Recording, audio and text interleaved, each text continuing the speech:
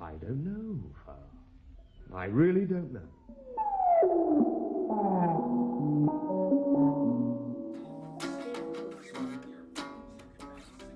Welcome to Perfectly Normal Radio, where we're doing a little thing today that we like to call Improv A Go Go, because it's fun to say a go-go and no fun to come up with titles. What you'll be getting for your money's worth this morning is a spicy melange of dumb things being said to music. First up, it's going to be a lovely little band of minstrels called Lil Davey Ike and his Reptilian Catilian, performing their new hit single, Lee Harvey Coldcock. If you're the type who needs a line of logic to hold on to so that you don't go flying off into the moral abyss, absurdity. Spontaneous, well-meaning absurdity. If you're trying to dig real meaning out of it, I would suggest skimming the surface, where you realize that in no uncertain terms, that these are a bunch of silly bitches having fun saying silly things. Or, I would suggest, like, Anunnaki-level conspiracy theory, where every word is ancient knowledge hidden from mankind for millions of years, and also disinformation from the New World Order. If you find yourself in the middle of those, and you're getting a little steamy, I suggest you go waste your time on something with a little more merit, like voting or talking to a homeless person. After Little Davey Ike, you'll be getting a nice little segment that was gonna be news, or at least YouTube algorithm-friendly content, but since that didn't happen, you're actually gonna get stuff that I heard about stuff that I heard was going on, which actually only might put us slightly behind most real news sources. Fuck it, we'll see. Lastly on the docket this evening is, a video game review? Yeah, that's what we'll call it. A video game review of Final Fantasy Advance 3. I think. Well, we're at least reviewing what the opening screen of a Final Fantasy game looks like in different colors. It's way more awesome than that. There's some gospel singing in there, it's nuts. And plus, we're kind of under the assumption that if we were gonna lose you on that, you're not listening now. But, since you're here, and you're listening, 1, 2, 3, 4.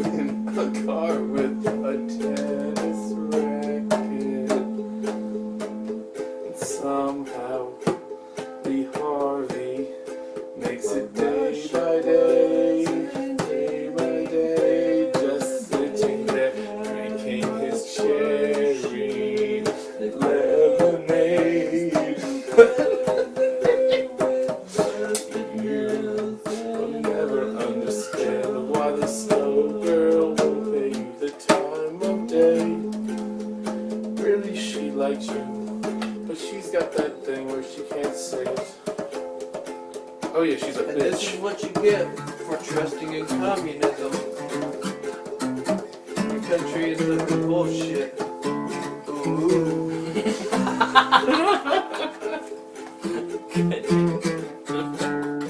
Learn your lessons from Russia. Don't trust that motherfucker who's got a good idea.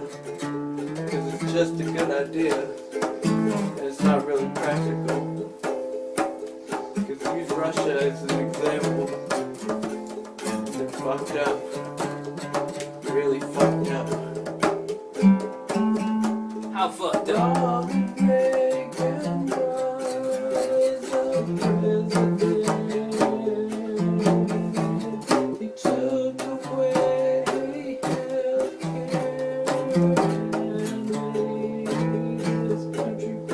Illegal union firings. Close the mental hospitals. Now where's my daughter go when I knock her up?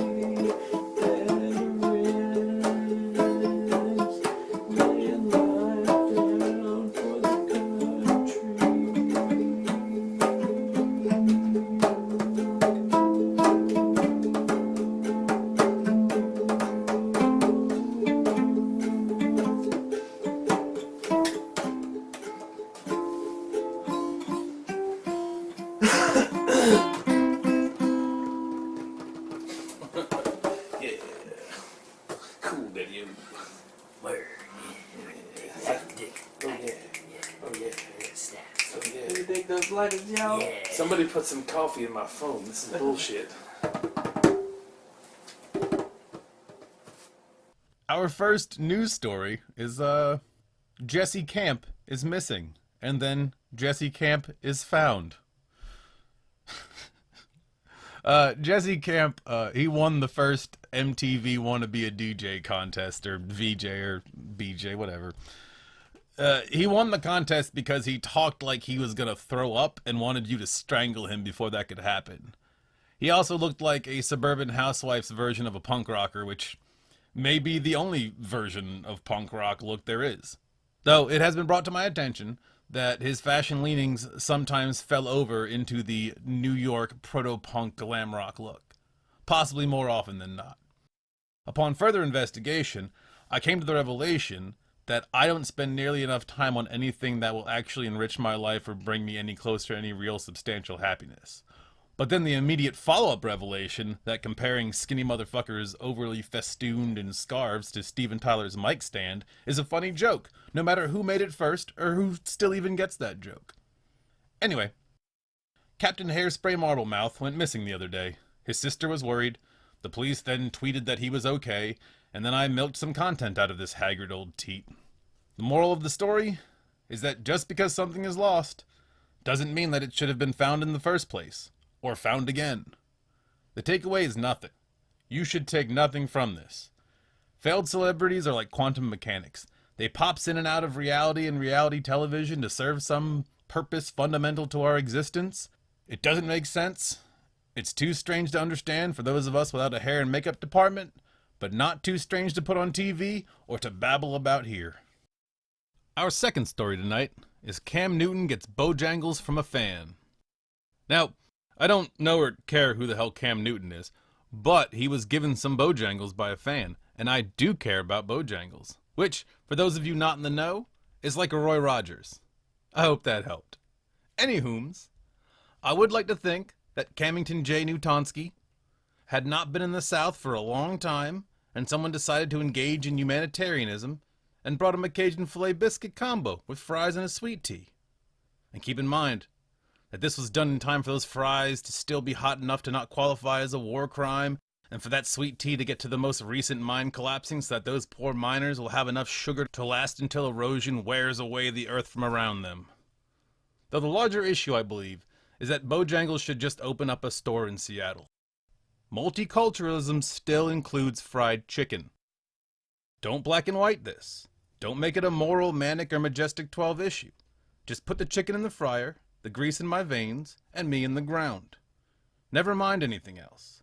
The rest of our worries about the rest of our worries can just worry themselves to death. And as long as we're going southern and putting things in graves, when you bring Bojangles out here, bring Cookout. When 2 a.m. rolls around, I'd like to get a nice cheddar-style burger tray with Cajun fries and a ranch wrap or a corn dog, with a Reese's shake that won't thaw into a milkshake consistency until mid-July of 2092. Yeah. 2 weeks after Cookout comes to Seattle, nobody will even remember what Dick's Burgers was. Nobody will care. It'll never come up. Nobody will miss it. No nostalgia. Just fucking something that's not all that good being all that gone. You see, Cookout is like a submarine in a war zone. It's cramped and hot, and you're doing a very important service to your country that nobody will adequately appreciate. All this in the middle of a parking lot where people are fighting, fornicating, getting arrested for peeing behind a dumpster, and definitely carrying enough weapons to fill a whole entire colonial militia. And you know all this before you pull into the parking lot and get into the and I've heard tell of 3 drive-thrus in one Cookout. But even though you know that there's weapons and violence and who the hell knows what's gonna happen, you know when you're done, you will be sated, greasy, and content. Especially if sated is actually a word. Now, Dick's Burgers is where you go to watch a lot of young people do a very small amount of the almost no amount of work involved in maintaining a stock of 6 items. I don't know, maybe there's 9 items, counting like the different size sodas. All this while a customer sits there absolutely just fucking boggled by the intricacies of those same 6 items. 6 items which you cannot change in any way, shape, or form, and you cannot even pay for with a credit card. And what you're paying for is pretty much above average high school cafeteria food? I don't know. Maybe like a lot of things in this world. If you've got more wealth than worries, and it's great. And lastly on the news segment, I guess this would be more of a editorial, but it appears that there are still some people out there who claim to be allergic or extra sensitive to electromagnetism. Oh, that's the one that's not the weak nuclear force or the strong nuclear force or gravity. It's the other fundamental force that, permeates the known universe. Yes, that one. The one that includes radio waves, microwaves, food dehydrators, visible light, X-ray specs, and Dr. Bruce Banner pelted by gamma rays turns into the Hulk. And ain't it unglamorous? Apparently, this gives people the sniffles, or at least like the bleeps, sweeps, and creeps. And I would like to formally endanger my ability to one day direct a remake of the movie Teen Witch as a super heavy-handed allegory for the transition from the Jewish temple cult of the Bronze Age to the Christian personal savior cult of the sometime slightly after that part of the Bronze Age. I'm going to endanger my ability to take on that project in future Hollywood land by stating that you Wi-Fi allergy nut bars are indeed and categorically the most ping-pong tiddly in the nuclear sub. You wackadoo sons of bitches. But to save my chances of the vice admiralship of the vast armies of this sovereign state of, pop and lock, I make you fucking razzleberries a promise. If I'm wrong, and you are no more moldy in the memory bank than your average pumpernickel, and if in this case you truly desire an apology straight from this donkey's mouth, well, then I propose that we row out to the middle of a lake with some Bach and a saxophone, and then follow through with a suicide pact. Because in the case that you're actually allergic to electromagnetism, and what I say ever fucking matters to anyone ever, we both deserve each other. and we both deserve to be wiped off the face of the planet. It'll be better for everyone, and I'll even let you go first. Bump. Just kidding. Ear to ear, so that the bullets meet in the middle. You know, like that part in The Shadow where the bullets hit each other. You know, because real love, real soulmate type stuff, like me and you, motherfuckers, we really ought to cross our own stars. Look at this. There's new options that popped up when I stuck a Game Boy game in there. There's hardware type. I could choose between Game Boy, Super Game Boy, or Game Boy Color. Nice. That's pretty hot. And That's hot colors, I could do original Game Boy Advance SP, Oh, I'm excited. blue, brown, Oh, there's gonna be a lot of dark Tetris blue. being played. A lot of Yep. Super Mario Land. grayscale, Mario. inverted. We played inverted, nice. Pastel mix, red. Let's put it on auto. Dude, Crack Retron for life. Holy shit. God bless you. I don't know, some kind of Asian probably? If I can use my mutant white person power of picking out the ethnicity most likely to have Yes, I got it to finally been work on here. responsible for this beauty! God damn you foreigners and your wonderful, wonderful wares and skills. You're like heart surgeons and you're like pirates.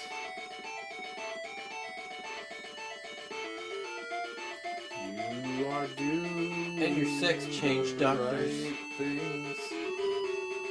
Change the sex, crack the code, make Final Fantasy work for Mama. So let's see know. what these settings were that I was just messing with. Can we make it look like the Game Boy Color? Super Game Boy. I wonder if it'll have that, like, theatrical screen around it. I think that'll make it like 3D, like 1000 million DPI, 7.1 Adobe Acrobat surround me with your loving All it arms. really did was just turn the volume down when I turned it to Super Game Boy. It's not very super to me. Well, you know, it was a long time ago. Yeah. Back then, slightly decreasing the volume was like a huge step forward in the technology, man. 1993. They only had like 8 bits with which to turn down the volume slightly, so you know, there's a lot of cultural relativism that you need to really embrace. Oh, and you could give it a blue tint? Holy shit! Dude, those letters are kind of bluish now, man. Whoa, check it out. What? It's in color. Oh my god, I've never seen this game in color. The water brought Ooh, monsters you which got hunted the people color day now. and night. It Cities is fell one color, by one, and therefore covered by it's the wrong. sea. However, You a didn't few know individuals that you prepare can't for a have colors. journey that may determine the Because fate of colors the world. are just so Behold, wrong. the sealed You city of must Dar. separate Here, colors 3 young into people the sent different back layers as children and from keep the ruins them of the future separate. are living with the elder. You can't He put up has together. reared It's them all an together illusion. with his Make it own look like granddaughter. together. Keep them apart. It's Our the only way to have hero, it. Arthur. Oh, hey, dude. I Our speak that boy, language. Curtis. Our girl, Gloria. Those are Heroine, English letters. Sharon. Sharon Needles. Heroine Sharon. Sharon Needles. Wow. This is racy. You sure we should be doing this? It's racy with blue colors. Yeah, Oh, let's they've change- definitely gone blue. Let's change these colors to brown so it will no longer be racy. Yeah, absolutely, dude. As long as things This is brown, intense. they're Like, okay forget for about me. Recessa Annie and the whole, like, bloody face fuck it high tide. This colored thing is frightening to me. I don't, you know, maybe I'm old-fashioned, but, you know. brown. Let's see what Game Boy looks like in brown. Brown can do all sorts of things for me. And to me. Ew. Ew. Yeah, it kind of gave it a... Yeah. This is... It's like the earth is polluted now. Like the ocean looks brown and mucky. This doesn't make me want to sing gospel at all. This kind of looks like I'm playing on a Game Boy that like sat out in the sun for too long or something fucked up. This one, they got at the yard sale. Yeah. It's some goddamn yard sale Nintendo right here, ladies and gentlemen. Yard sale Nintendo. I bought it along with that pair of brown stained underwear that was used. And fucking, Obviously. because Mom didn't want to hear it, so she bought you the headphones there too, but they only had like fuzzies on one side, so like you just developed a eventual bad infection on your ear. Yeah. Because you got yard sale germs right in the ear hole.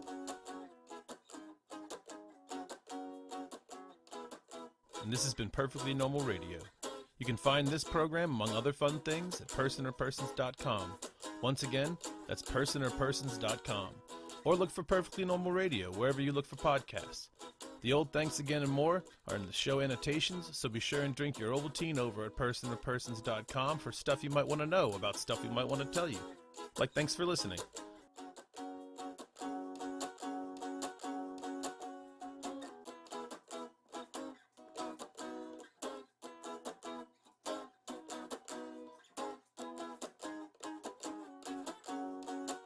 To last until erosion wears the mountain down a while.